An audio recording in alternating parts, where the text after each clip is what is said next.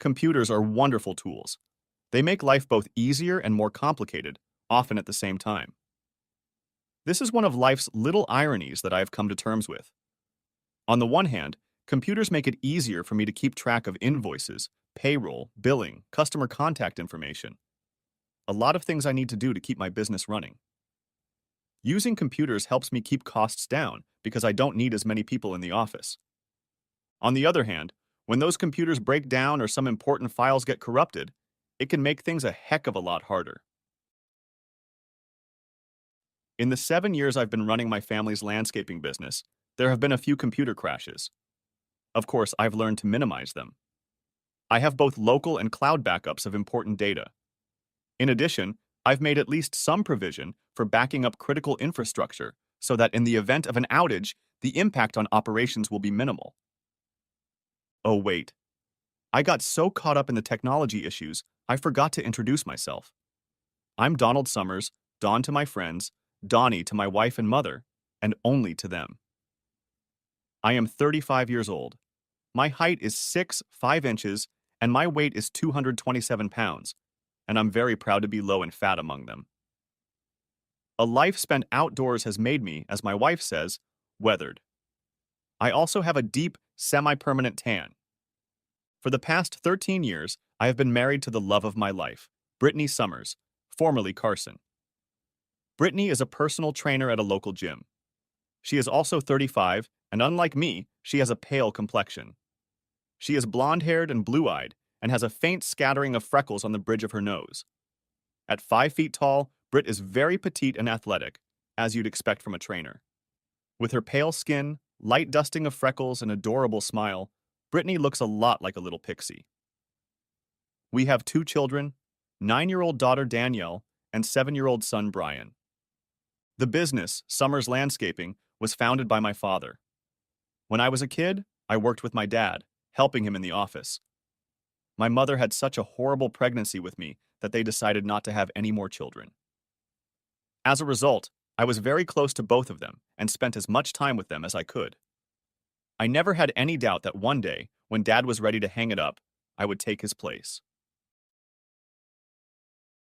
When I got older, Dad insisted that I work in the fields with the crews.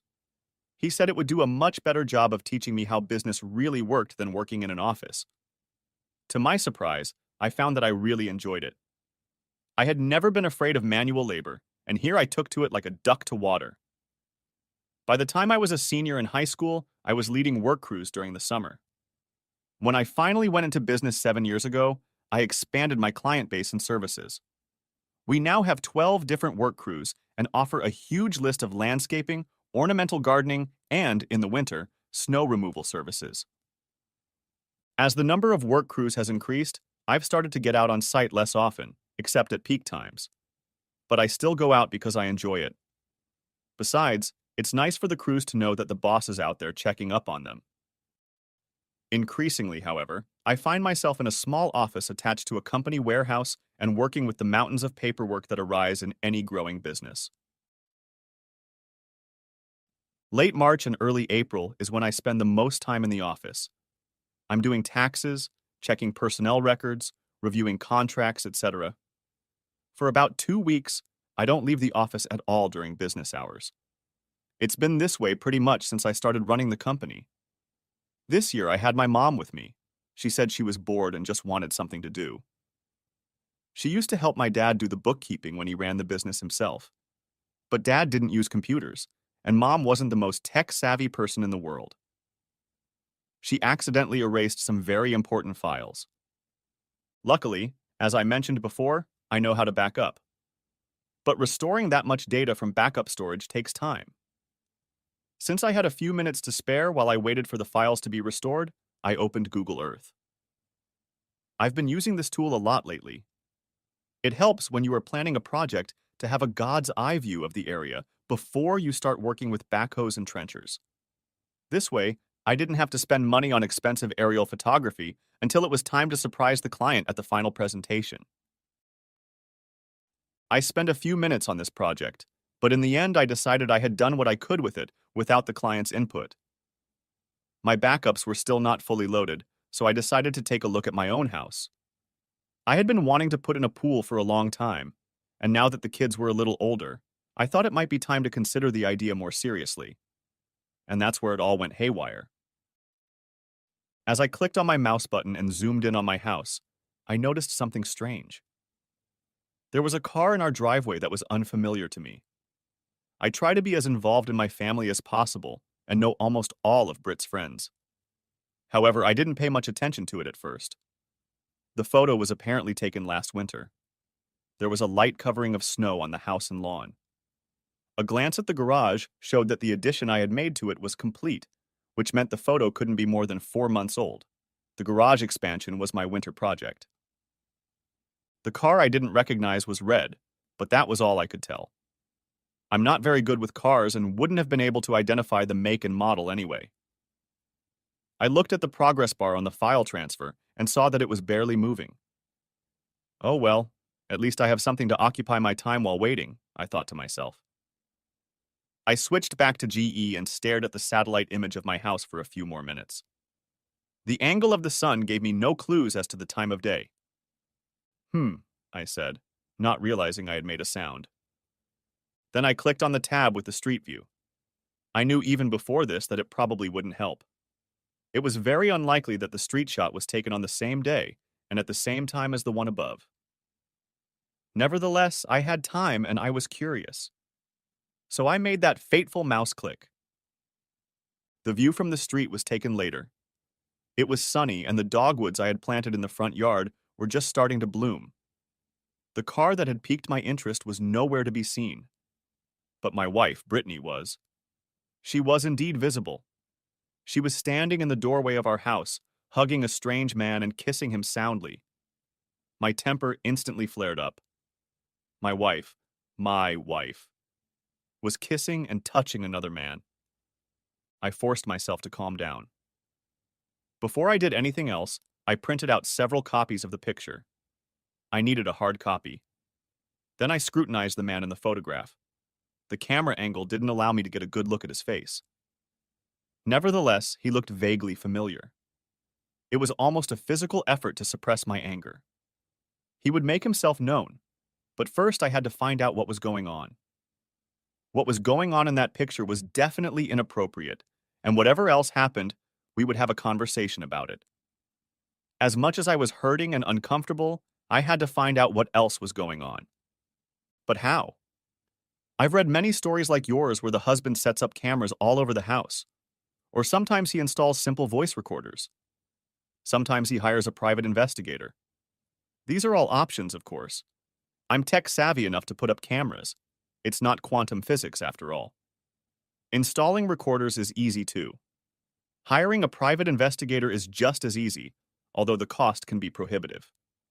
For that matter, in my line of work, I don't have set working hours. If I wanted to follow her or casually peek into her house, I could do so with minimal damage to my business. Besides, I needed to think about my end goal for a second. Wait a minute, I thought, shaking my head. Before I can come up with an end goal, I need to know what's really going on. Let's deal with this first, and then we can think about what to do about it. I roared, glancing at the picture again. No matter how hard I tried, I couldn't get my anger back into its cage. And then a thought occurred to me. It might not be a good one, but it could be a starting point. The man in the picture vaguely resembled Britt's ex-boyfriend from back in her college days. It took a few minutes, but I finally remembered the guy's name. Benjamin Clausen. Yes, it was him. He was a big football hero at State and led the school to its first regional championship in decades. Completely forgetting about the backup files, I opened my web browser and started searching. You know, I think the average person would be completely shocked, and maybe a little intimidated, by what can be found with a simple Google search. In just 30 minutes, I had photos, some biographical information, and job information that was in the public domain. I was amazed at how easy it was. After getting something like this, I briefly wondered how private investigators stay in business. But then, I dove into the heart of the matter. Apparently, Mr. Clausen made a name for himself in the real estate world after graduating from college. Sure, he tried playing in the NFL, but a knee injury prevented that. He first moved to Denver, California, and about 2 years ago he returned to our little hometown and opened his own office. From the information available in the public domain, he must be pretty good at moving property. Admittedly, he certainly had the looks to be a good salesman. Yeah, he had also managed to get married and have a child of his own. His child, it seemed to me, was also a good-looking little fellow. His wife was cute, but couldn't compare to Britt. At least not in my opinion. Her name was Angela Clausen, formerly Miller, and she was 37 years old. In the picture I found online, she had soft, curly, honey brown hair. Her eyes were a nice shade of green, and when she smiled, she had cute dimples. She was heavier than Brittany, but not fat. Hell, Britt was so petite, most women you met were heavier than her. Mrs. Clausen was an accountant and apparently worked in her husband's real estate office. This, I thought with disgust, is the perfect income. As a realtor, he would be in the office at all times, but would always know exactly where she was. This would make it easy to find time for extramarital affairs. And, as an added bonus, she had virtually no chance of catching him doing it. And then, an evil idea hit me. I glanced at my watch. 10:33 a.m. I looked up the number for Benny Boy's real estate office in the local phone book and called. Good morning. You've reached the Clausen Real Estate Agency, a local partner for all things real estate related. How may I direct your call? A pleasant, throaty female voice answered. Good morning. Please connect me to Mr. Ben Clausen, asked I. I'm sorry, replied the voice, but Mr. Clausen is currently away showing a property. I expect him back in about an hour or 90 minutes. Would you like to leave your contact information and I'll have him call you back? No, thank you, I said. I think I'd better call back later. Goodbye. I pressed the end key and slipped the phone back into my vest pocket. I had one last chance to think. I wasn't sure there was anything resembling an affair between this guy and my wife. However, the fact that Britt was doing something very inappropriate with another man had been established. The man in the Google Earth image looked a lot like Ben Clausen, and the fact that he was a former boyfriend was pretty convincing. I felt an overwhelming urge to act, to do something. It may not have been the best idea of my life, but I decided to go on the offensive. I grabbed a copy of the printout I had made of the GE photo and headed to my truck, closing the office behind me. I jumped in the truck and started the engine, but when I turned around to check out the back before pulling out of the driveway, I saw a toy car sitting on the cab bench. My son must have dropped it the last time he rode in the truck. Despite my anger, I paused. Whatever was happening, whatever was going to happen, the choices I would make would affect more than just me and Britt. I also had to think about the two precious, innocent little lives that I, as a loving father, was obligated to protect no matter what. For a few agonizing moments, anger fought with reason before I finally released the brakes and drove into the street. I drove to the address listed on Benny Boy's website where his office was located. It turned out to be on the 5th floor of a new office building that had just opened as part of a downtown revitalization project. Not that there's much room for downtown revitalization, I thought as I parked nearby. I waved to the foreman of one of my work crews as I headed toward the main entrance. It's ironic that my company is contracted to improve this area, I thought. There was a look of surprise on the foreman's face as I entered the building rather than approaching to talk to him. However, I was on a mission. I had other things on my mind right now. As I walked through the atrium to the elevators, strange looks were thrown at me, but I was used to it by now. Even without my attire, worn, faded work jeans, heavy boots, a tight t-shirt pulled over bulging muscles, and a reflective contractor's vest, setting me apart from all the business suits and skirts, my size had to be considered.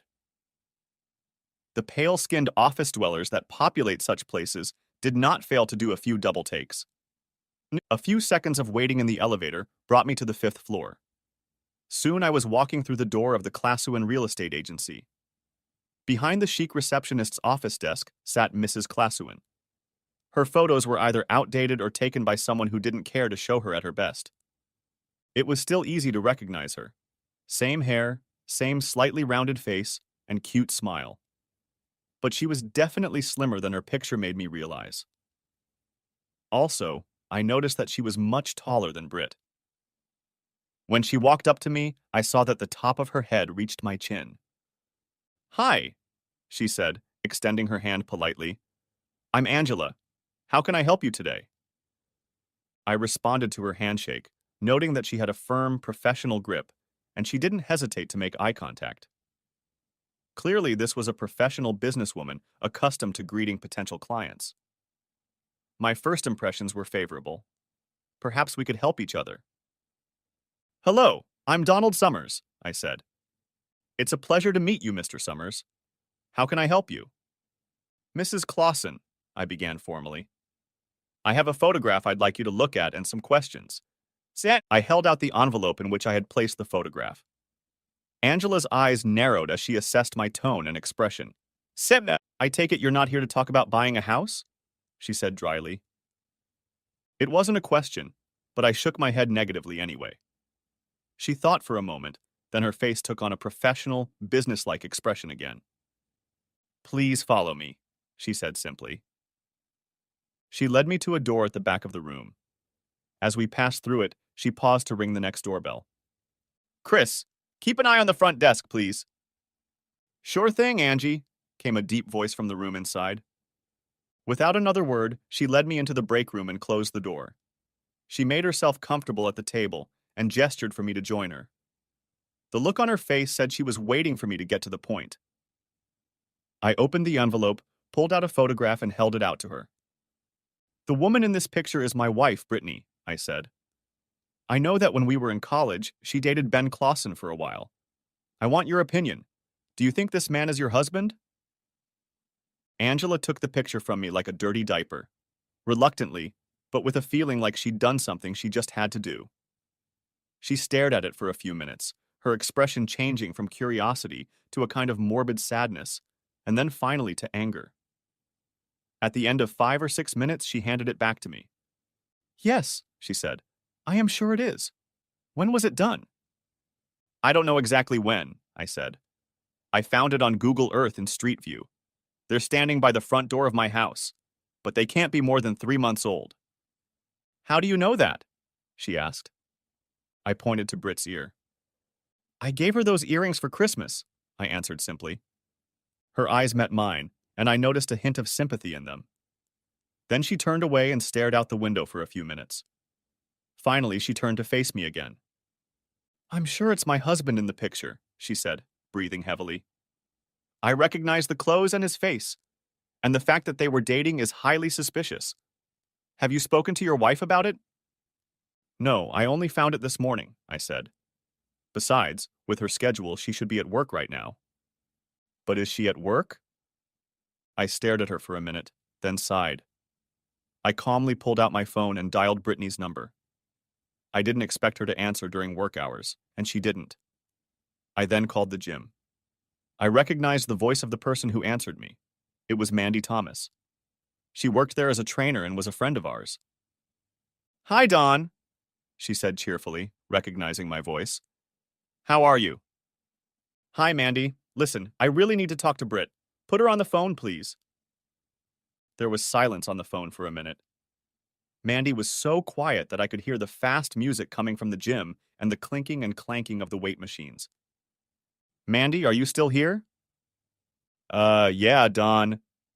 His voice was interrupted. "What?" I asked, tired of the evasiveness. "Dawn, she left a little while ago. She said she was meeting you for lunch." "True," I said coldly. "And how long ago did she leave?" "Well, maybe about 10 minutes ago," Mandy replied nervously. She obviously realized something was wrong. "Did she happen to say where she was meeting me?" Uh, yeah, she said she was going to Logan's," Mandy replied nervously. "Thanks, Mandy," I said, and hung up. "So what did she say?" asked Angela. "Hold on a second," I said. I opened the Find My Phone app. Britt and I had it because Britt kept losing hers. I kept suggesting she buy one of those phone cases that attach to your waistband or pants belt, but she waved it off. And it only took a few seconds for the app to show me the locator icon. She was at our house. Or rather, her phone was at our house. But that didn't mean Britt was home at all. However, when she left the house this morning, she had her phone in her hand, so I know she didn't leave without it. I put the phone away, looked at Angela and told her what I had been told and what I had just discovered. I watched her expression harden with anger. Before I knew it, she was up from her seat and heading out of the back of the office toward the exit. I struggled to keep up with her. "Chris," she said, "I'm going to lunch. If Mr. Clausen gets back here before I do, call me immediately. Is that clear?" "Yes, ma'am," replied the astonished worker. Angela looked at me as we entered the elevator, her eyes blazing with anger. "With a mood like mine, I think you'd better go," she said, furiously pressing the first floor button. "You'd better have a damn good explanation for that picture. I already let him off the hook once." "He's cheated on you before?" I asked, flabbergasted. And then I realized that wasn't something you should ask someone you just met. "I'm sorry. It wasn't—" "Don't worry about it," she said with a half smile. "And the answer is yes. He's done it before, back in Colorado. In fact, that's partly why we moved here to Indiana, to get a fresh start. I forgave the bastard because of little Robbie." Her eyes softened and lost their sharpness at the mention of her son. Then they went soft again. "But Robbie's not so little anymore, and I'm in no mood to forgive this morning." Next chapter. The first few minutes of the car ride passed in silence. Finally, Angela's curiosity, or need to talk, took over. "I'm a little surprised that your wife dared to take my husband into her home," she said. "It's a risk," I said, "but that risk is minimal. She knows that at this time of year I don't usually leave the office because of all the things I have to do. I'm a creature of habit, like most people, and she knows me pretty well. Hell, even if I did go out, I'd call her and let her know about it, giving her more than enough time to escort her lover out of the house." There was bitterness in my voice, and I knew it. I threw an apologetic look at Angela to let her know I didn't blame her. "I'm so damn gullible and predictable. She could have been having fun behind my back for years, and I never would have known." Angela was silent for a moment as I drove to my house as fast as I could. When she spoke, I could hear the sympathy in her voice again. "There are almost always signs that a spouse is cheating," she said quietly. "Yes, I know there are," I replied. "But I haven't noticed them. Our intimate life didn't suddenly cut off or anything like that. She didn't behave differently toward me or the kids. At least I don't notice it. She doesn't spend any evenings with girls." "There were no classic signs with Ben either," she replied. "Not before, not lately.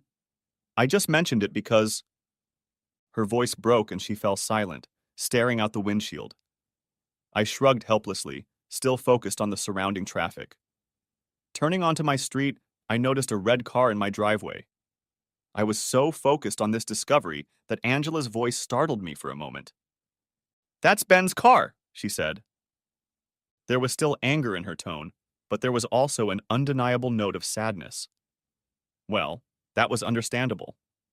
If I found what I expected to find in my house, it would end my marriage, and I suspect the same would happen to Angela's.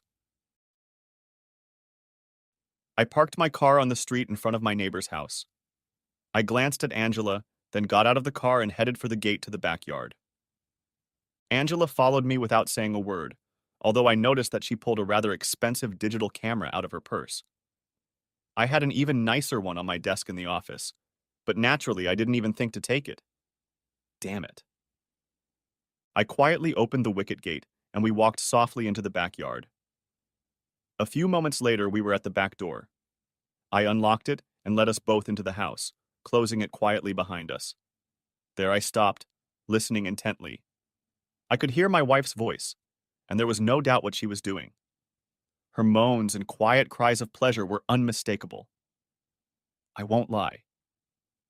Underneath the shell of my rage, I felt my heart break when I recognized Brittany's voice. I gestured silently for Angela to follow me. The look on her face was a little strange, but I didn't pay any more attention to her. I was too focused on Britt's voice. I moved quietly through the kitchen at the sound of her voice. I thought it came from the living room. When I cautiously peeked out from behind the archway leading from the kitchen into the living room, there she was, Brittany, lying on the couch with some woman. Confused, I froze and looked around the room again for a moment. And then I finally saw Benny Boy. He was standing against the opposite wall, one-handedly filming what was happening on his tablet. Next to me, I felt rather than saw Angela filming on the camera. It broke the control the shock was exerting on me. I moved into the room, rage starting to take over. I tried to contain my anger. I've seen too many examples of what happens when people lose control. But I felt like I was losing this battle. Swiftly. Angela's hand darted out like a striking snake and grabbed my arm. I lunged at her, angry at the interference, but she shook her head and tried to pull me back. Well, I thought to myself, the damage to my marriage is already done and fixed. I guess I can wait another second or two before I start breaking things. I reluctantly stepped back and watched the scene ad nauseum. Next thing I knew, Benny Boy had joined the process. My rage was already close to boiling point, but I still snapped. Angela had no chance of holding me back. Ben Clausen was 6 feet tall or taller, and he weighed at least 190 pounds. He was in decent shape, but he couldn't match me in size or strength. Something, maybe the creak of a floor beam, or maybe just a sixth sense, alerted the unknown woman to my approach. She turned away from the scene on the couch to look at me, her eyes wide with shock. She didn't make a sound, but by then, it wouldn't have mattered. I was too close for anyone to run away or try to struggle. Reaching out, I grabbed him and pulled him back from the couch, dropping him to the floor. "Shut up, all of you!" I roared, punching Benny Boy. "Don't even think about leaving, you goddamn whore!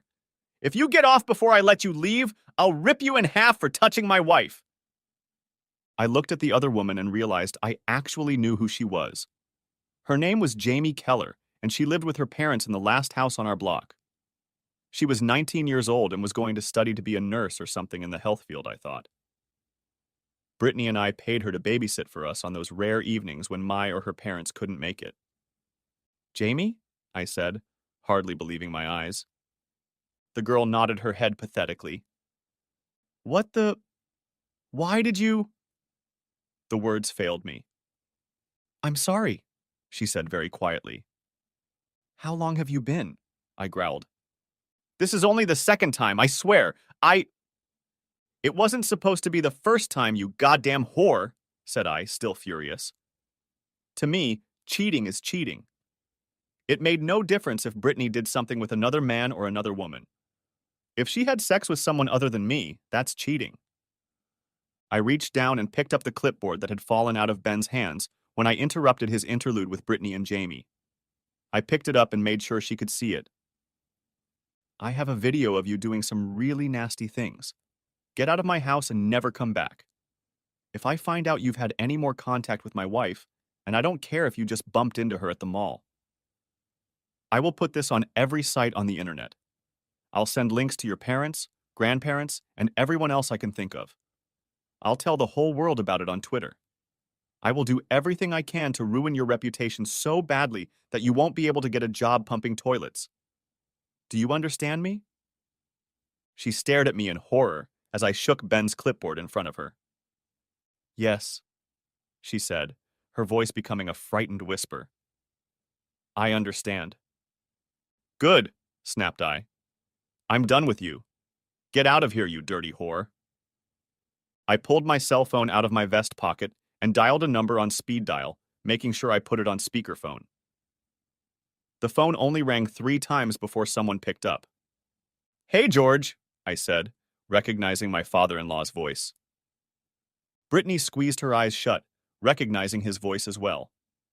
When they opened again, she stared at me, silently pleading with me not to do what she must have known I was about to do. Her silent pleas, however, were meaningless. There was no way in the world I was going to let what she did happen without causing her the maximum amount of harm. Why should I be the only one in pain? "Don," he replied with genuine pleasure. "It's good to hear from you. How are you doing?" "Well, George," I'm sorry to bother you, but something serious has come up. Could you and Virginia come over to our house sometime? The sooner the better. What's wrong? He asked urgently. Are the children all right? The kids are fine, George. They're still in school, I said soothingly. I'm afraid it has something to do with Brittany and me. I know that if I started telling you this over the phone, you probably wouldn't believe me. Rather than go through all of this, I'd rather show you hard evidence of what I'm about to tell you. My father-in-law was silent for a very, very long time. When he spoke again, I realized that he had an inkling of what was going on. There was nothing surprising about that. I had respected him since our first meeting and knew he was an intelligent man. I had so many reasons for a call like this. If it didn't involve his grandchildren, but had to do with Brittany and me, well, we'll be there in 15 minutes or less, Dawn, he said in a sad tone. I have to ask you not to do anything rash before we get there. Don't worry, I told him. I'm really going to think very hard about everything I'm going to do. I ended the conversation and then called my own parents. After a remarkably similar conversation, I put the phone away. Brittany was sobbing uncontrollably, huddled against one end of the couch. She knew what I wanted. Brittany was going to have to do the slut walk herself. Angela, however, was not eager to cooperate with my theatrics. He needs a hospital, Dawn, she said calmly but firmly. I know you want to completely destroy your wife. I don't blame you one bit, but there are limits to which I'm willing to go. All right, I said. But how about this? Instead of taking him to the ER, how about you call an ambulance? She looked at me, sizing me up coldly. I saw the moment in her eyes when she realized why I had made that suggestion. The ambulance will be here in about 10 to 15 minutes. When they arrive, they will spend a few minutes assessing the patient's condition and then send them to the hospital. In other words, by offering to call an ambulance, I was trying to get her to delay her departure without denying her request to help this asshole with the treatment of his little broken tooth. Her look told me she admired my creativity, but not my spitefulness. Nevertheless, she sighed and nodded her head in agreement. Ignore the flashing lights, Dawn, she said. A few more minutes and nothing will change anyway. But once your revenge fantasy plays out, I'll have to take him to the ER. Do you understand me? I understand you, I replied. The tablet and camera will stay with you until you've collected all the data you need from them. After that, return the camera. I'll need it for the divorce. I don't care at all what you do with his tablet. Thank you, Angela, I said. She nodded and pulled out her cell phone and called the real estate office and said she had an emergency and to close for the day. Mr. Clausen was on his way to the ER. As I listened, I couldn't help but wonder why she was still here with this piece of shit loser. He'd already betrayed her once. She'd already said she was going to divorce him. Why stay? Hell, if I were her, I'd throw him out faster than a live grenade. My parents were the first to arrive. They lived closer, so it wasn't surprising. I opened the door and let them in. Mom was the first to see Brittany and Benny Boy and froze in place. Dad saw them a few seconds after her and stared at them in shock and confusion as well. Donnie, honey, what's going on? Mom demanded. Dad didn't say anything out loud, but the look in his eyes spoke volumes. His face went from a sobbing Brittany to an angry Angela, to an injured Benjamin, and finally to me. I could tell by the look on his face that he didn't need an explanation. He put his hand on my shoulder and gave it a comforting squeeze, even as my mom, blushing at seeing her sister-in-law naked in front of her and two strangers, hissed. Donnie! She demanded again. What's going on here? I carefully explained everything to her, leaving nothing out, and offered to show her the video taken from two different perspectives. She quickly declined the offer, and her face took on an even richer shade of red. She grabbed an Afghan off the back of the couch and was about to hand it to Brittany, but I stopped her. No, Mom. I want George and Virginia to see that slut for what she is, I said. I want them to know, without a doubt, that it wasn't my fault that our marriage fell apart. Oh no, Donnie, please don't say that, cried Brittany. Shut up, slut, replied I. What did you think was going to happen?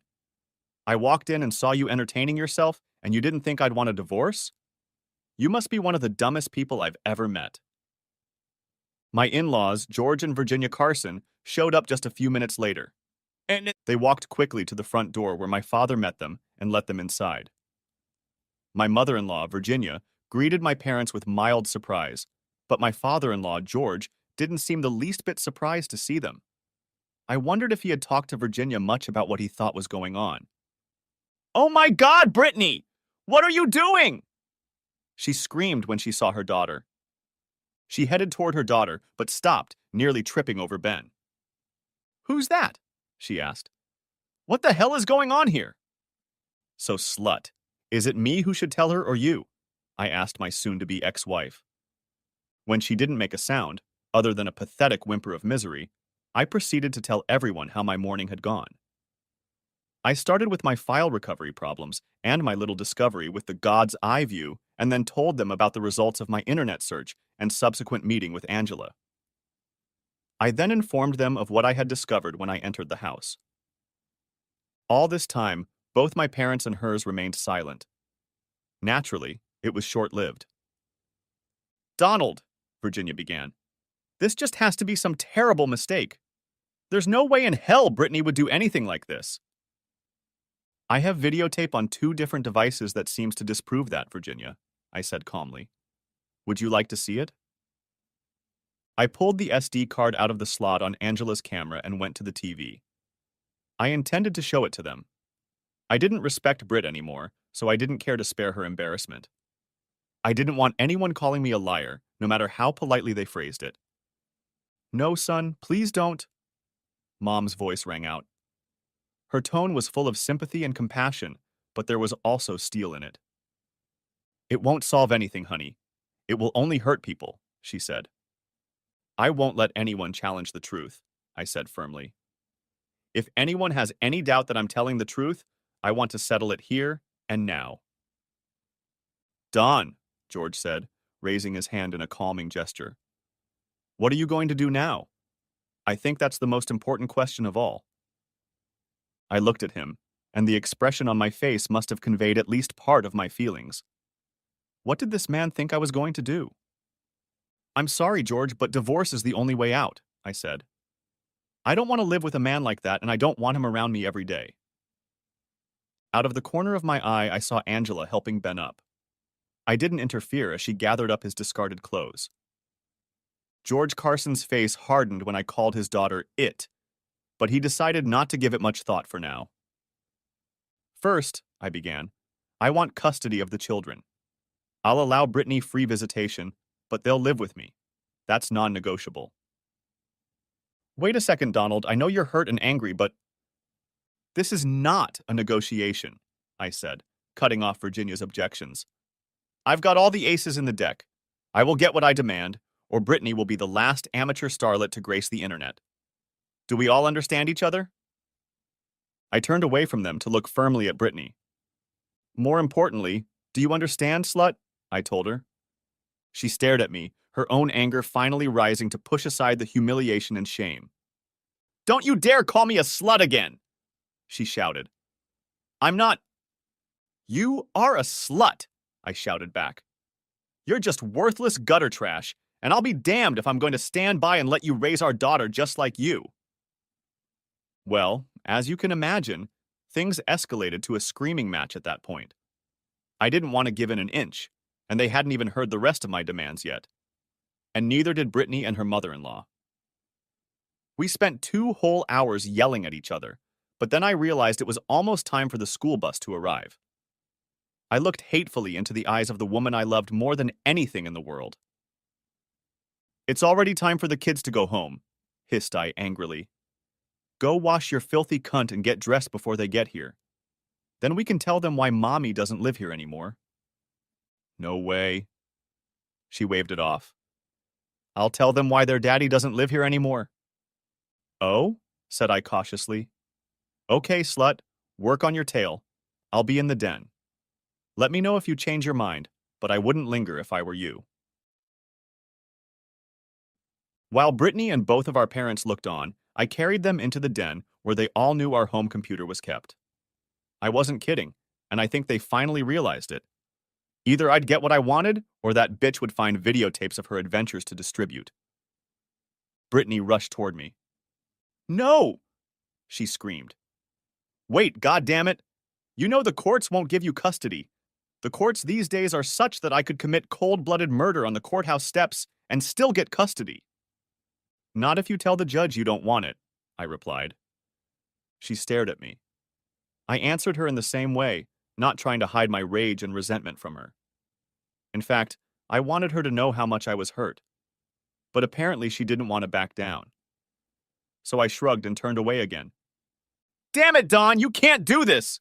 She shouted. Really? I asked. I'm sure I can.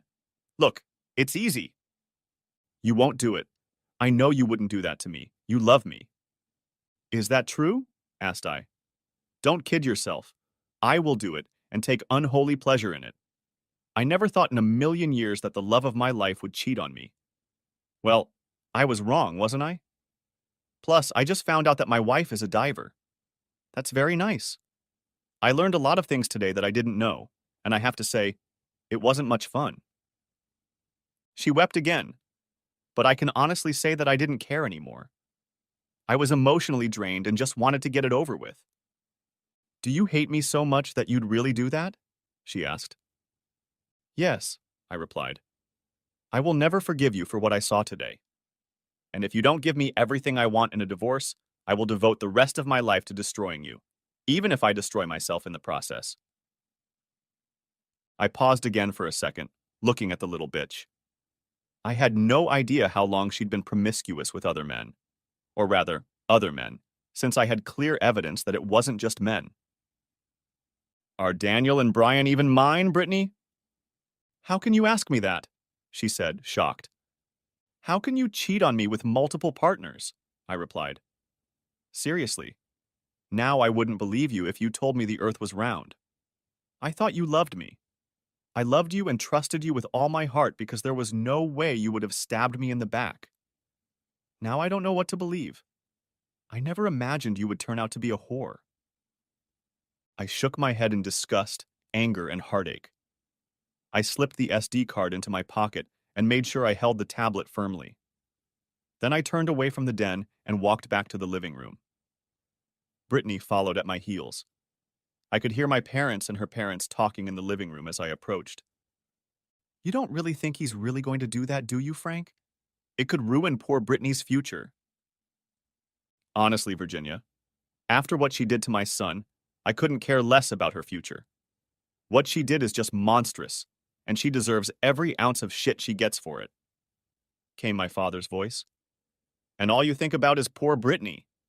What a load of crap. What about my son? What about his heart, huh?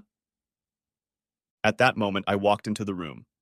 Everyone looked at me, and Virginia looked a little nervous. I threw her a look of disgust and shook my head, but I didn't waste time commenting. Britt was her daughter, and I suppose she couldn't help but be supportive.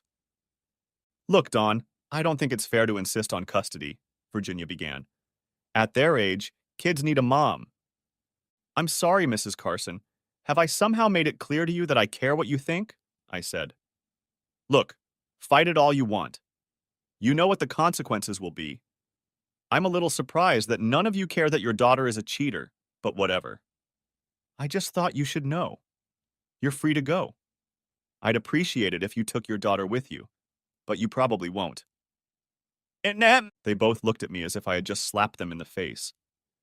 Then they started talking amongst themselves, telling me how rude I was, how they hoped Brittany would take everything from me in the divorce, etc., etc., etc. Next chapter. You'll probably be shocked to learn that things didn't go the way either of us wanted them to. Okay, maybe you're not that shocked. Life sometimes screws with you in all kinds of ways. Also, Brittany may have been exaggerating when she talked about how things are in the courts now, but not by much. I really didn't think Brittany was stupid enough to call my bluff about the video, but she was.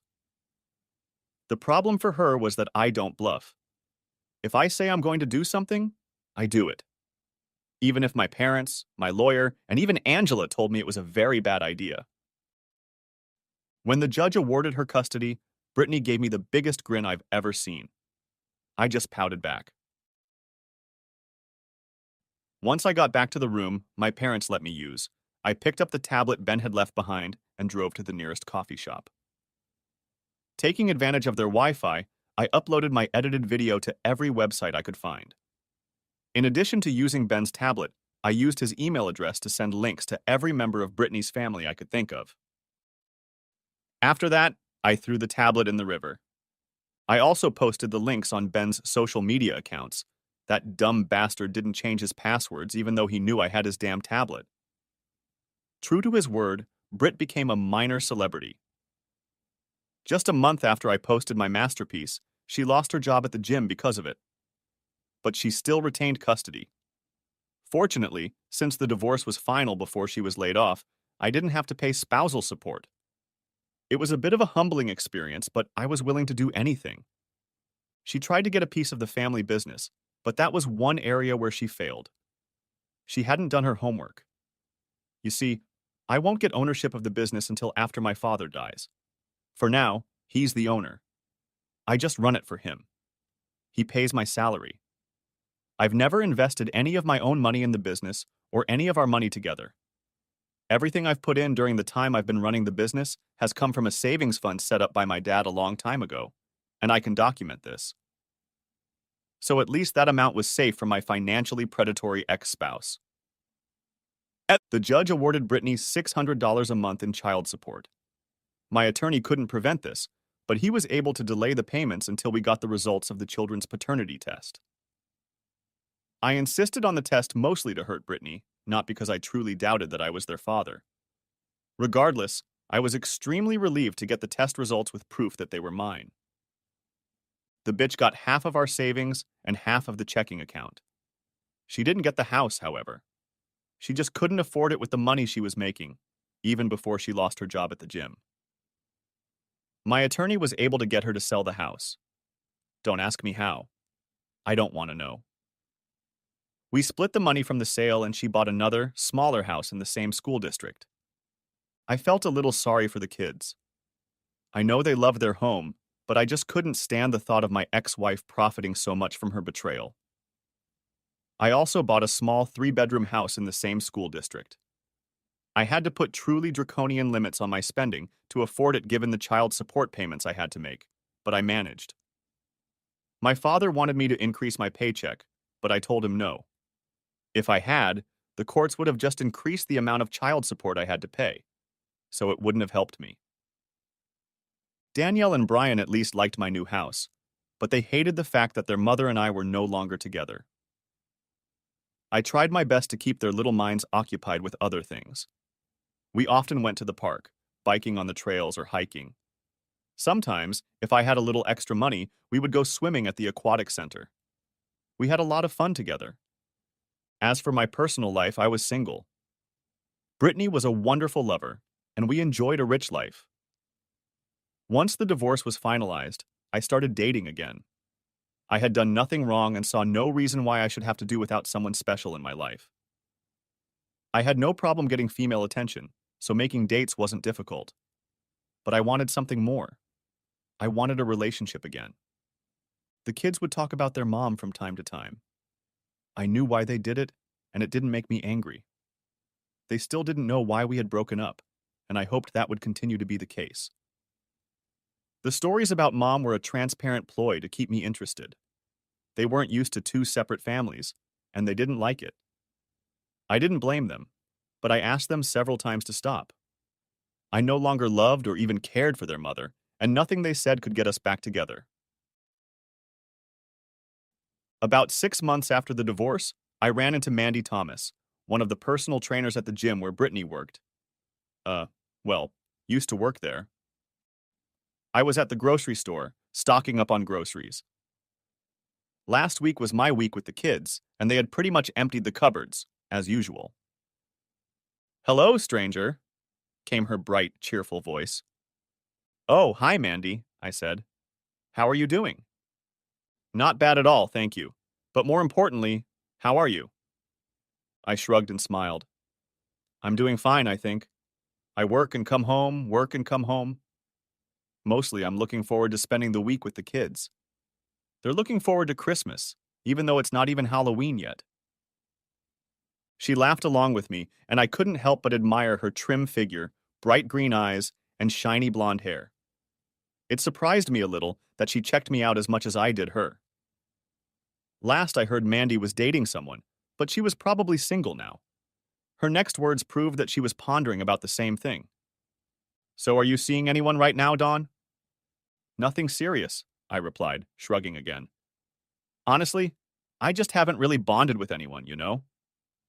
And I know, she said, leaning forward and gently touching my arm. Mandy was taller than Britt by at least 7 inches. The top of her head reached about as far as her nose. That meant she didn't have to step back to look me in the eye. I liked that. In fact, I thought privately I might like her in general. She was attractive, smart, funny, and probably very attractive in bed. Her quiet laughter tore me away from my musings. Do you like what you see, Dawn? She asked, her eyes sparkling. Yes, I answered quietly, deciding to go for it. I really like what I see, Mandy, and I'd like to know if you have plans for dinner tonight. I don't really have any plans tonight, she replied, stepping closer to me. Then maybe you could come over to my place and I'll cook for you, I suggested, gently wrapping my arms around her slender waist and gently pulling her to me. And then maybe we can talk about dessert. Next chapter. My relationship with Mandy helped me regain a confidence I didn't realize I had. She was a resourceful and responsive lover. In addition, she was even smarter than I had initially thought. She was funny and good with children. She was also a great listener and friend. We agreed to an exclusive relationship after the third date, and I never regretted it for a second. There was just something about this woman that I found irresistible. With her, I got the companionship I had been missing for so long. I guess you could say she made me feel complete. If that doesn't sound too cliché.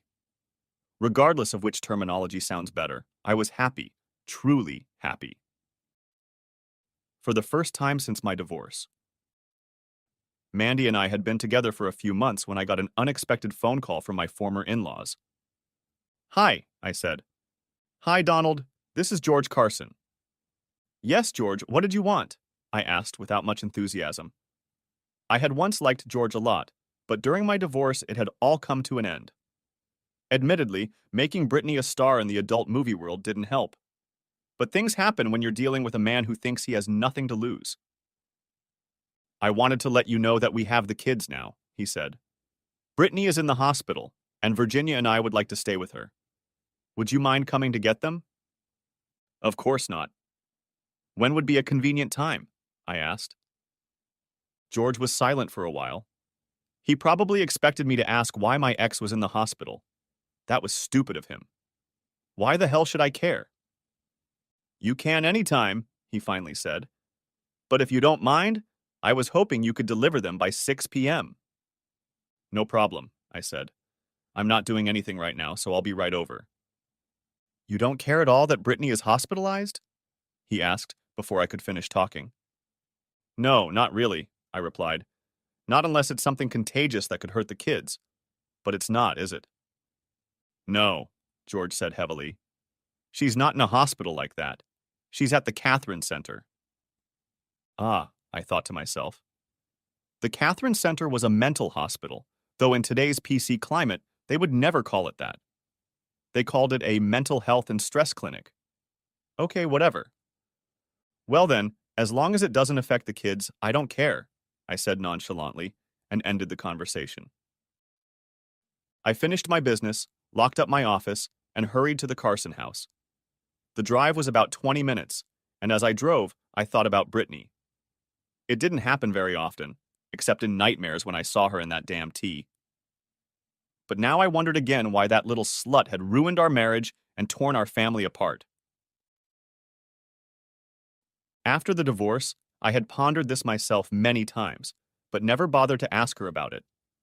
I didn't trust or respect my ex, and didn't think she would tell me the truth. I analyzed the usual reasons cheating spouses give for their behavior and discarded most of them. Here are some of the possible reasons for her cheating behavior that I considered. 1. Wealth. No, I don't see it. Ben was certainly wealthy, but so were we. We had very decent savings. We had a nice house in a great neighborhood. We didn't worry about paying monthly bills or making repairs. We weren't rich, but we weren't poor either. 2.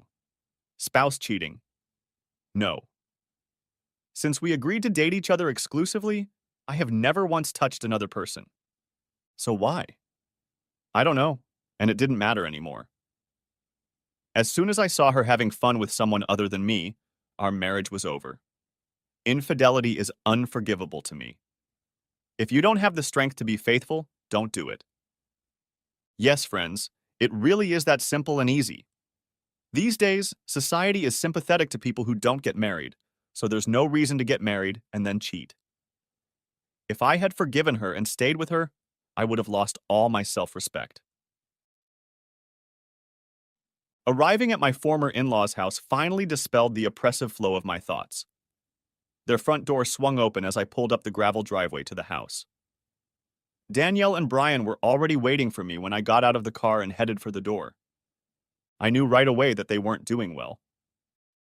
Brian was standing very close to his big sister. Danielle, in turn, had one arm wrapped protectively around him. The kids got along fine with each other, but this behavior was certainly not typical. Behind them stood George, placing a hand on each of their shoulders. He looked at me with a bitter, angry look as I climbed the short stairs. When I reached the porch, he leaned toward the children. "Children," he said softly, "I only need to talk to your daddy for a minute. Please go through the house and make sure all your things are ready. One of us will come get you when it's time to leave." "Okay, Dad," Daniel said for both of them. And they turned and went into the house, leaving me on the porch with their grandfather. He gave me a hateful look, the likes of which I had never seen from him before.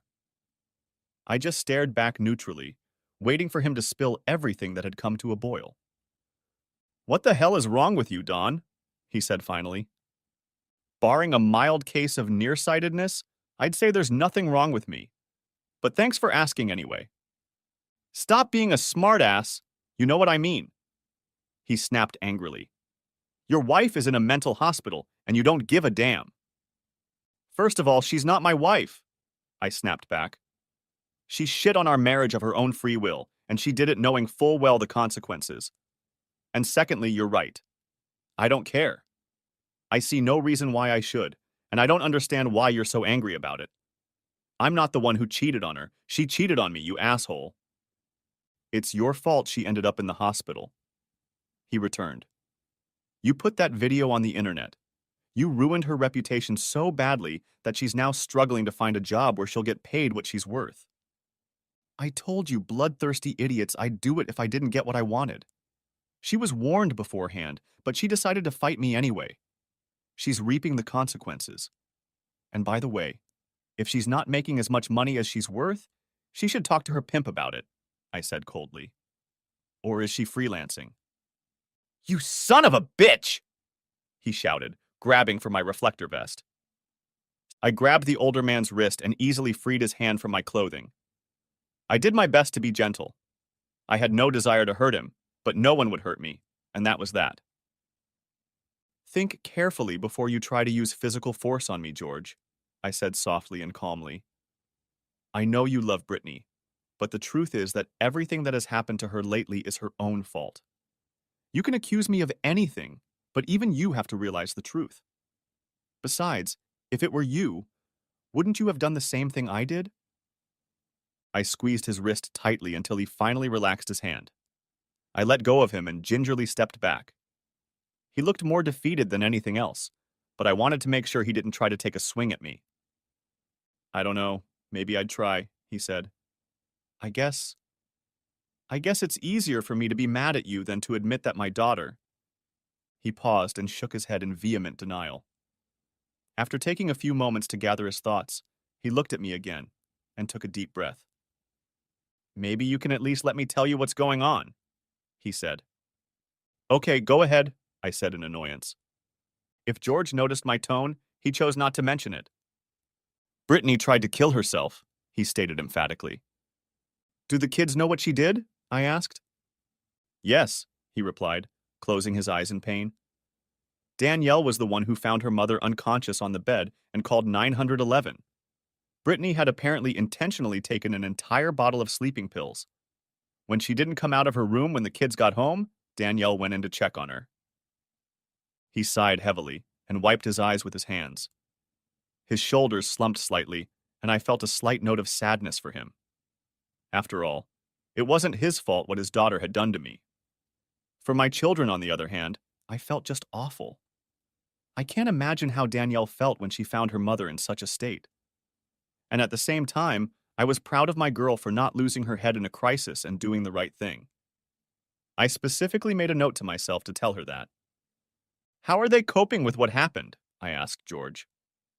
Danielle and Brian are both terribly upset, but I think it was worse for Brian, said George.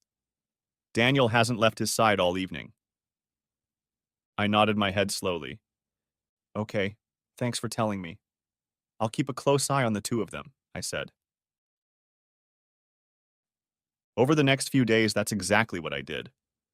I talked to both of them about what had happened to their mother. I also praised Danielle for her quick thinking and calmness in the midst of the crisis, making her young face glow with happiness. After several weeks of treatment, Brittany was discharged. She was declared recovered, but I didn't buy it. I'm not a psychologist or a psychiatrist, but I don't see how simply talking to a professional and possibly popping pills could solve problems so serious that she thought suicide would solve them. She insisted that we go back to the joint custody we had been following all along. I asked my children what they thought of the idea. Daniel was clearly hesitant, but Brian was excited, almost jumping for joy that he would get to spend time with his mom. Unless you want to get into a long, drawn-out legal battle again, you're going to have to give her what she's asking for, Mandy said when I told her how I felt. You might be able to convince the judge that you're right. After all, a suicide attempt is pretty strong evidence that you're an unfit parent. Mandy's voice was calm, but her eyes spoke of something else entirely. From the way they were drilling me, it was clear how she felt. My own feelings were mixed. I was still furious at Brittany. I couldn't bear the thought of giving her access to the kids again. But Brian had at least made his desires clear. He wanted to get back in touch with his mother as well as me. Danielle, I knew, would go with her brother to keep an eye on him. She would turn into a lioness when he was worried. Under other circumstances, that would have been cute. I'm not going to try to make it so Brittany can't see the kids, I finally said. Mandy's look softened. No, I didn't think you'd be like that, she said. But on the other hand, I don't want any of the kids to go through the trauma of their mother trying to kill herself again, said I. I don't know what happened to her that turned her into such a selfish, irresponsible bitch, but you can't deny that it happened. Mandy leaned back on the back of the couch next to me, her expression thoughtful. Then she sighed softly. Why don't we talk about something more pleasant than her? I suggested, stroking her hand. Mandy smiled and kissed me lightly. I'm always up for talking about something nice, she said. What do you mean? Here it was, the moment of truth. Over the past few months, I had only grown closer to Mandy. She was everything I wanted to see in a woman. She spent almost every night at home with me, sharing my life, even during the weeks when I was with the kids. Finally, I decided it was time to pop the question. It was only the second time in my life, and I was nervous as hell as I pulled the ring box out of my pocket. I thought we could talk about our future, I said. Mandy, I love you, and so do the kids. I love being with you, and I hate being separated from you. Mandy. I opened the ring box and held it out to her. Will you marry me? Her eyes got huge as she stared at the ring box. I told my children my intentions, and they not only approved, but they helped me pick out the ring. Mandy raised her eyes from the ring box and looked at me, and her gaze was sad. There was no way I was expecting that. She reached over and carefully closed the lid of the box. Dawn, this is a very beautiful ring, and I'm touched. I like you very much, But marriage? Really? Mandy shook her head gently. Dawn, honey, you're a wonderful lover. And from what I've seen, you're a great father to your children. You're a good man, and you've treated me like a princess since we've been together. You'll make a good husband. But not to me. I sank back down on the couch. I don't understand. If I'm a really good person and all, why don't you want to marry me? I asked. I felt like we were so well suited for each other. We could be really happy together and build a wonderful life. But Mandy shook her head, her eyes sad. She gently reached out and stroked my face, brushing away a tear I didn't even realize I had. Dawn, honey, it's not just because of you, Mandy said softly. It's partly because of me. I'm not sure I even want to get married, but if I ever do, it won't be to a man who already has kids and an ex he has to deal with all the time. We had a lot of fun together, Dawn, and I don't regret a second of the time we spent together. But she paused, casting a brief glance at the floor, then looked me in the eye again. Dawn, for me, it was all just fun. It wasn't because I wanted to get married. I'm not sure, but I think the crushed remnants of my heart hit my diaphragm. It must have made my breath catch in my throat. But I didn't make a sound. She'd already started nibbling at my senses, and I might as well let her finish the job. Now, looking back, I can see why you thought exclusivity meant more than just having a good time. I'm sorry about that. I really didn't mean to mislead you. In fact, it never occurred to me that you might want to remarry, given what happened to you, she said. I see, I said quietly. I jerked my hand away and stared at the ring box that still rested in the palm of my hand. I sighed, shrugged, and tossed the box carelessly over my shoulder, not caring where it would fall. Thanks for being honest with me, Mandy, I said. I'm sorry I bothered you with my problems. Please forget what I said about, you know. I already knew that trying to apologize was pointless. Mandy was already packing her coat and purse. Knowing what was about to happen, I got to my feet and met her at the door. I opened it and watched her cross the threshold. She froze on the threshold for a moment and looked into my eyes. It seemed like she wanted to say something, but she didn't. We stared at each other for a moment before I leaned in to kiss her goodbye one last time. She turned her head, and my kiss landed on her cheek. Wow, I thought to myself. I'm not even worth a last kiss. I realized there was no hope for us, so I backed away, closed and locked the door behind her. Next chapter. The weeks after Mandy left my life were rough. I'd been dumped before, not counting my ex-wife breaking up our marriage rather spectacularly. It had happened a few times. But for some reason it hurt more with Mandy than in most previous cases. Maybe it was because she was the first woman I'd connected with emotionally, not just physically. At first, the kids questioned me about Mandy's departure from our lives. They asked why she said no, why she didn't want to see us anymore. I told them it wasn't about them. It was about her not wanting to see me anymore. Danielle, who had just turned 10, was very perceptive for her age. I think, from the look in her eyes, she could guess that there was more truth in what she was saying than I was willing to say. If so, she was kind enough to let me walk away with my edited version. As the weeks went by, my son Brian made sure to mention Mom almost every day when it was my turn to receive him and his sister. Of my two children, Brian missed our former family life the most. It didn't surprise me that he tried, childishly, to get Mom and Dad back. I guess to some extent that was to be expected. All I could do was move on with my life. Yes, there were dates, and yes, some of them had happy endings. After the experience, I made sure that everyone I dated was on the same page as me. No more misunderstandings. Anyway, it turned out not to be a big deal. None of the women I dated wanted anything permanent with a man in my circumstances. Of course, there were exceptions.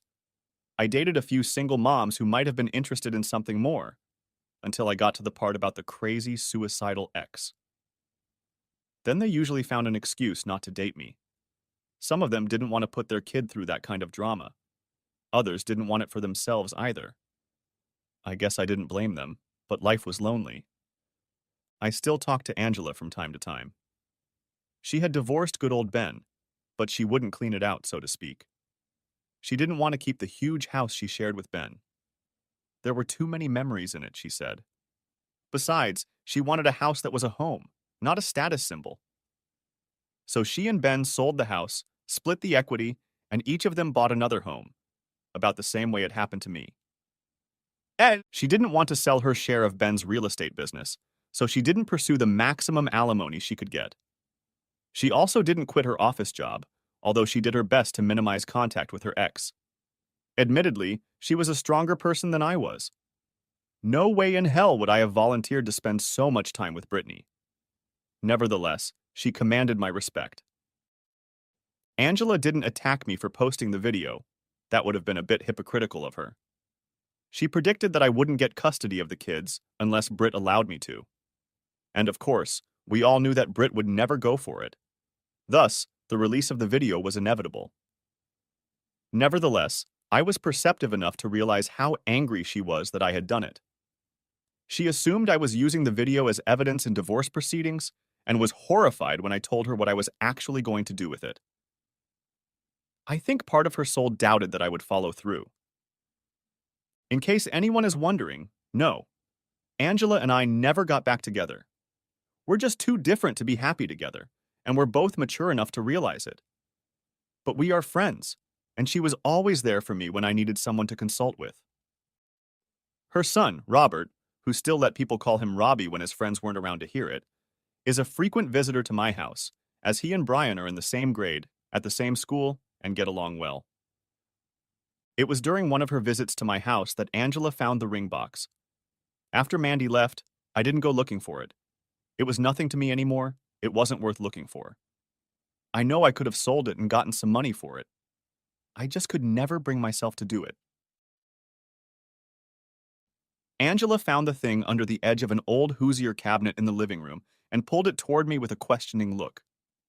I looked at the slightly dusty box sitting on the coffee table and sighed. Angela's raised eyebrow indicated that she didn't want to drop the subject until I explained, so I mentally shrugged.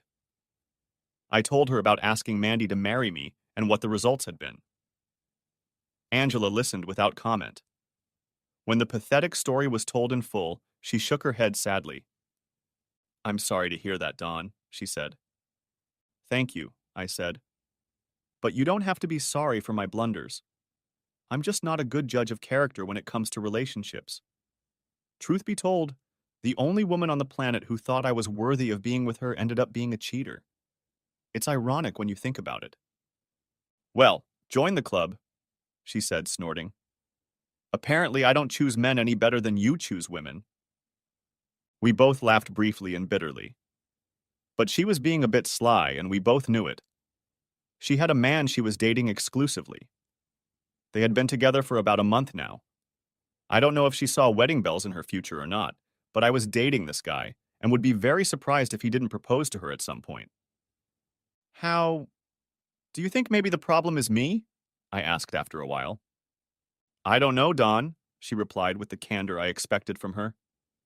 "Maybe you have some unresolved issues that are keeping you from connecting with someone. I know that the fact that you never found out why your ex cheated is keeping you down. Honestly, I don't know why you never tried to find out, but that's your business." She gave me an assessing look and frowned. "Your looks aren't a problem, that's for sure," she said, sizing me up. I think I even blushed a little. "Look, I'm no professional, but I think you need to talk to her. Brittany, I mean." "You really think talking to my ex is going to help my love life?" I asked doubtfully. "Well, Dawn, at this point, what do you have to lose?" she asked. Good point," I admitted. "I guess it can't hurt." Next chapter. That Sunday when I dropped the kids off at Brittany's house, I walked out with them instead of dropping them off. My son and daughter looked at me in amazement. I had never gotten out of the car at their mother's house before. Brian looked worried and Danielle looked concerned. "I need to talk to your mom," I told them both firmly. "I'm not here to see her again, and I'm not going to cause any problems. Understood, kids?" They both nodded silently, and I walked over to the door and knocked firmly. I knocked twice more before Brittany finally answered. It took my breath away. She was as beautiful as ever, even in her uniform from the diner where she worked as the day shift manager. Brittany! Why do you kids knock when you know I'm leaving the door unlocked for you? She stopped when she saw me standing there, her eyes widened in surprise. Then they narrowed in anger. What do you want? She asked, barely polite. I want to talk to you, please, I said. About what? She demanded.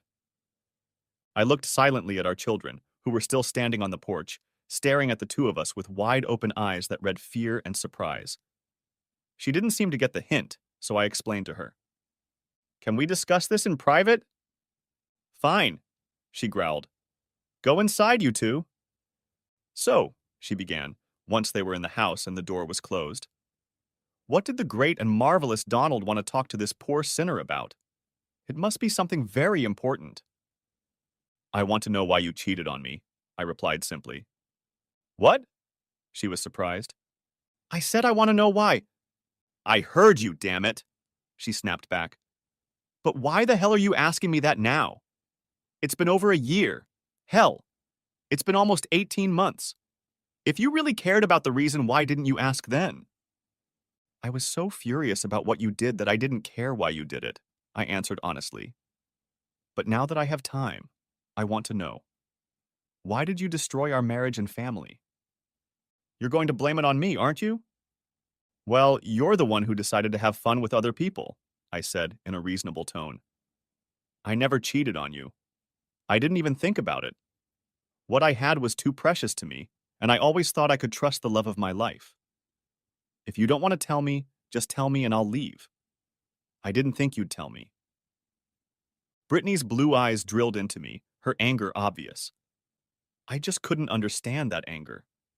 Her circumstances were the result of her own actions. All she had to do was be a faithful wife, and none of this would have happened. Was that so hard to do? But hell, even if she couldn't do that, at least she could have divorced me before she started having fun.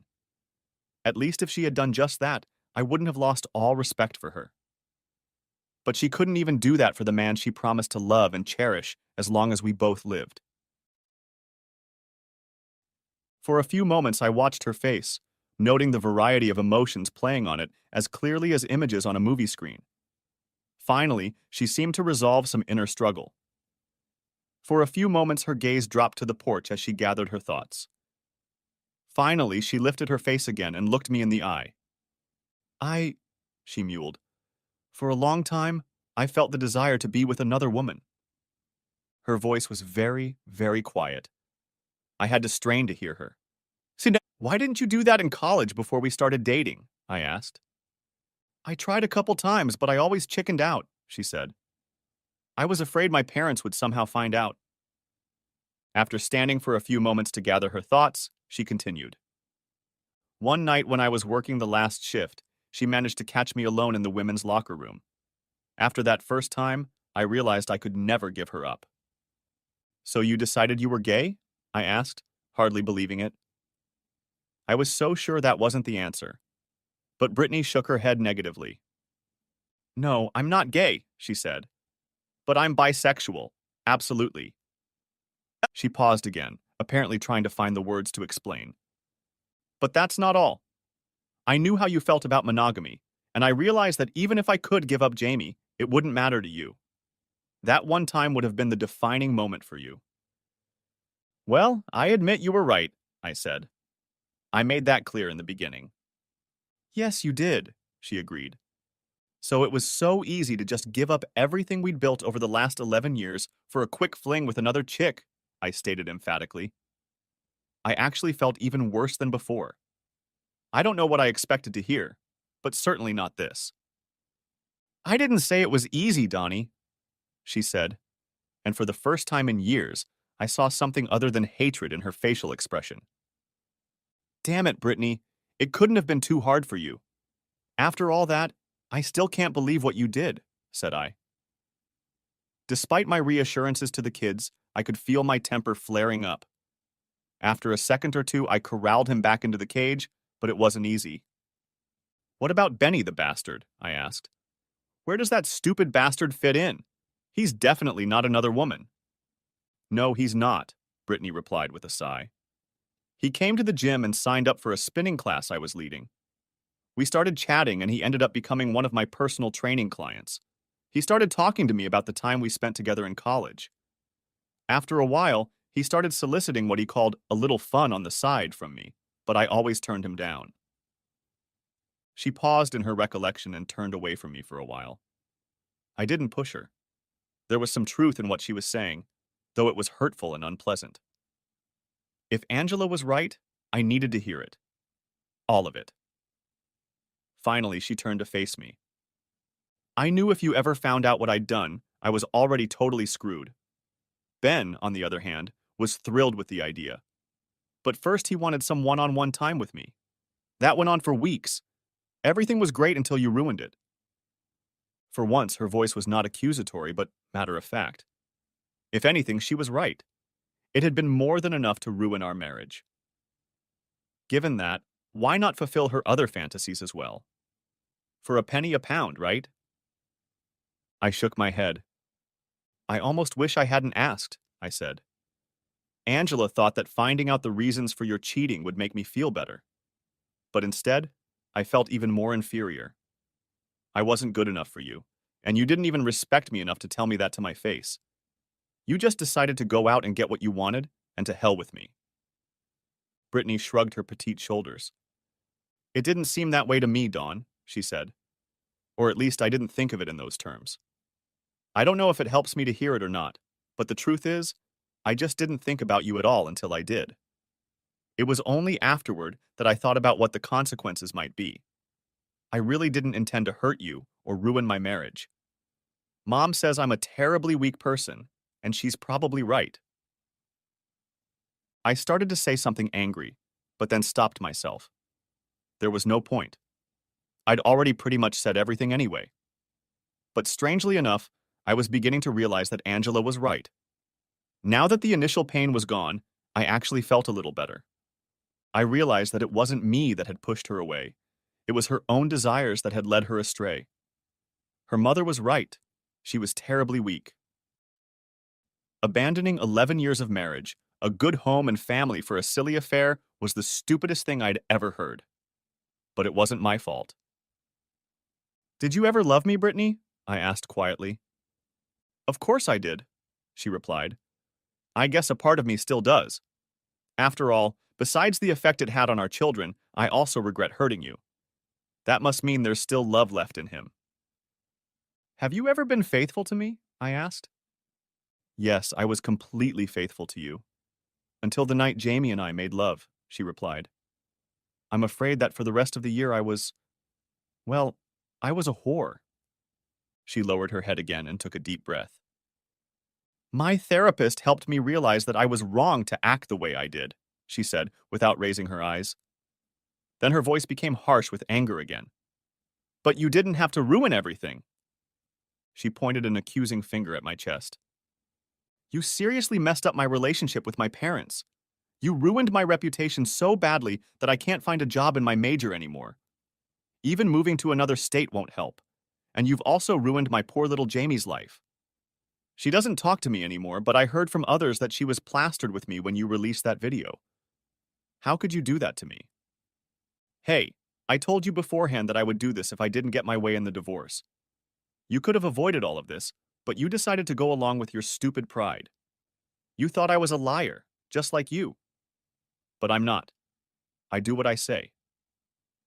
Of all people, you of all people should know that, Brittany. Don't even try to dump your problems on me, I said indignantly. She shook her head angrily. No, you snapped. You needed revenge because your stupid male ego was hurt. You got cocky because I needed more than you were willing to let me have. No, Brittany, I said, my voice dead quiet. If that was the case, you should have come to me and told me everything to my face like an adult and divorced me. I would have been terribly angry. I probably would have hated you. But I'd still respect you. I shook my head dismissively in the direction of my ex-wife.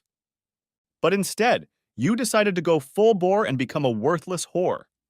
You're not even worth as much as the average streetwalker, At least they're honest about what they are, and they get paid for it.